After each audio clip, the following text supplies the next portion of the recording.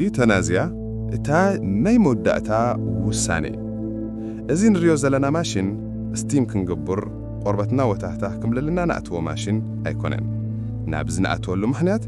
እታ ናይ መወዳእታ ውሳኔ ክንህብዩ ንሳ ድማ ምንባር ምቁራጽያ በቃ ብፍቃድካ ሞት ምምራጽ እዩ ኢዩታናዚያ ማለት ንሓደ ሰብ ስቃይን ሕማምን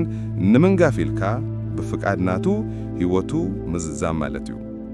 እዚ መብዛሕቱ ግዜ ናይ ኣዝዩ ኣሰቃይ ሕማም ንዝሓመሙ ሰባት ዝኸውን እዩ እንተኾነ ግና ኣብ መላእ ዓለም እቲ መብሪታትን ሕግታትን ዝተፈላለየ እዩ እዚ ማሽን እምበኣር ሳርኮፖድ ይበሃል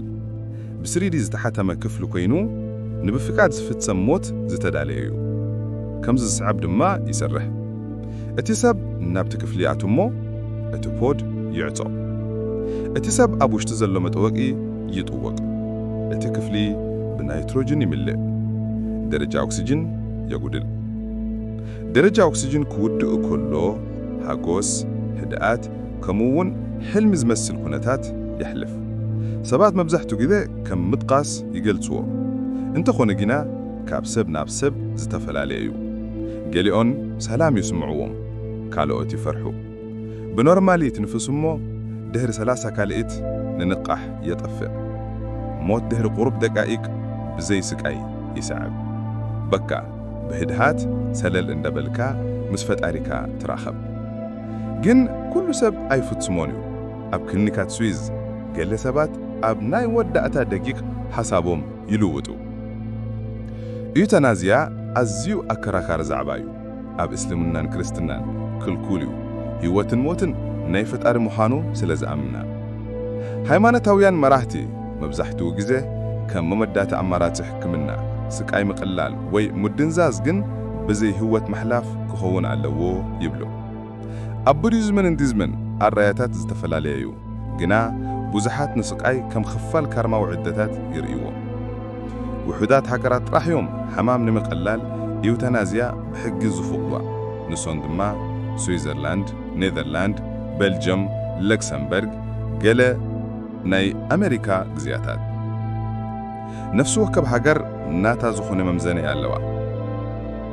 ዘይሓዊ ሕማም ዘይዕገስ ስቃይ ኣእምራዊ ብቃት ከምኡ'ውን ተደጋጋሚ ድሌት ስዊዘርላንድ ፍሊትያ ወጣሃት መጽዮም ኢዩታናዚያ ክገንሩ ይፍቕደሎም ስለዚ ድማ ኣሽሓት ሰባት ካብ መላእ ዓለም ህይወቶም ንምዝዛም ናብኣ ዝጓዓዙ